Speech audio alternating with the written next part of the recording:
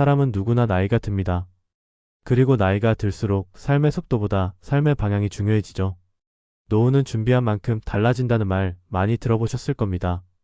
오늘은 2025년부터 달라지는 노후 혜택과 정부에서 제공하는 지원금에 대해 알기 쉽게 차근차근 정리해드리겠습니다. 어르신뿐만 아니라 5060대 분들께도 꼭 필요한 정보니 끝까지 함께 해주세요. 첫째, 노인 기준 연령이 만 70세로 조정됩니다.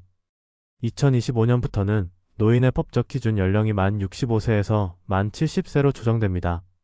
이 말은 곧 기초연금, 지하철 무임승차, 의료비 지원 등의 복지 혜택도 기준 연령에 따라 받는 시점이 늦춰질 수 있다는 것을 의미합니다.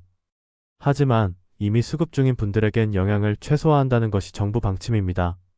그렇더라도 앞으로 노후 혜택을 받게 될 분들은 이 변화를 꼭 인지하셔야 합니다.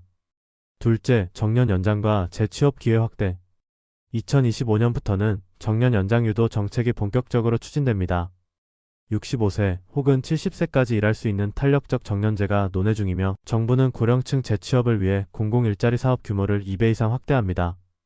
예를 들어 공익형 노인 일자리에 참여하시면 월 30만원에서 40만원의 활동비를 받을 수 있습니다.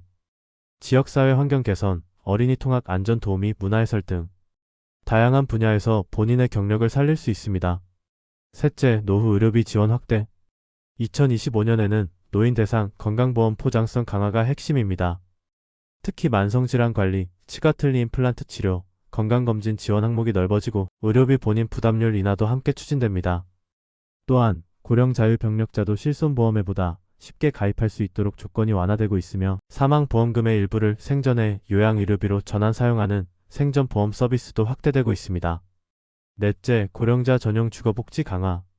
노후의 집은 단순한 공간이 아니라 삶의 안전지대입니다.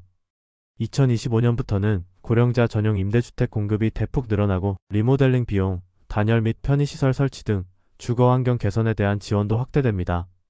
예를 들어 기초생활수급자나 차상위계층 어르신이 신청할 경우 연 최대 400만원의 리모델링 지원금을 받을 수 있습니다.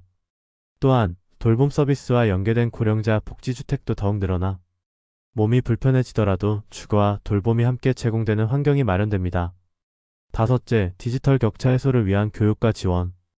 요즘 병원 예약도, 은행 업무도, 버스 시간 확인도 모두 스마트폰으로 해야 하죠. 하지만 디지털 환경에 익숙하지 않은 어르신들에겐 벽이 높습니다.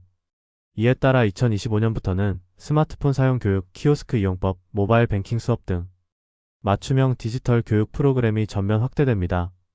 또한 디지털 도우미 제도를 통해 11로 앱 사용법이나 스마트폰 기능을 알려주는 지원도 받을 수 있습니다. 여섯째, 노후자금 기초연금과 각종 지원금 활용법. 노후를 준비하면서 가장 많이 묻는 질문 중 하나가 정부에서 받을 수 있는 돈은 뭐가 있나요? 입니다. 여기서 가장 대표적인 것이 기초연금입니다. 기초연금은 만 65세 이상 소득인 정액 기준을 충족하는 분에게 최대 월 40만 1,700원까지 지급됩니다. 부부가 함께 받는 경우에는 조정되지만 매월 안정적인 지원이 가능한 제도입니다.